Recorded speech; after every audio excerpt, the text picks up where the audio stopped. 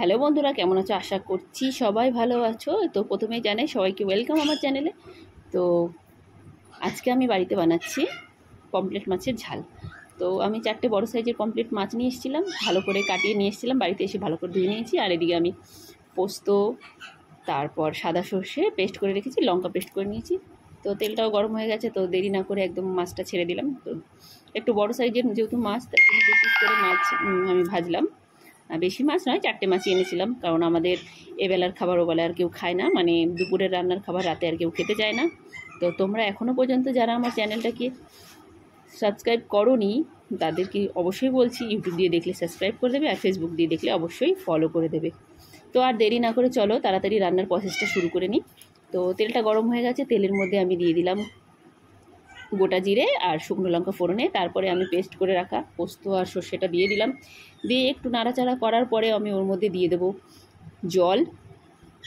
জলটা আমি বাটিটা ধুয়েই দিয়েছি, যেটার মধ্যে আমার পোস্তটা আর ইয়েটা রাখা ছিল, পেস্টটা।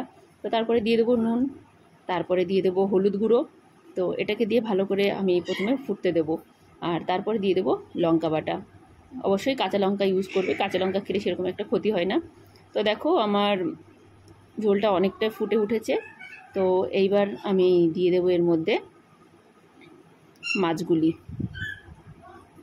তো আস্তে আস্তে একে একে করে মাছগুলো দিয়ে দিলাম। মাছগুলো দেওয়ার পরে এটাকে একটুখানি সময় দিতে হবে ফোটার, 5 থেকে 7 মিনিট ফুটতে হবে। ফোটার পরে তারপরে আমি কালারের জন্য দিয়ে দেবো একটু হালকা করে কাশ্মীরি লঙ্কার গুঁড়ো, আর দিয়ে দেবো কুচিয়ে রাখা ধনেপাতাটা। আর সামান্য চিনিও অ্যাড করতে পারো, চিনি অ্যাড করলে স্বাদটা একটু ভালো আসে। তো চিনিটা অপশনাল, তোমরা দিতেও পারো নাও দিতে পারো। তো দেখো ফাইনালি আমার আজকে রান্নাটা রেডি।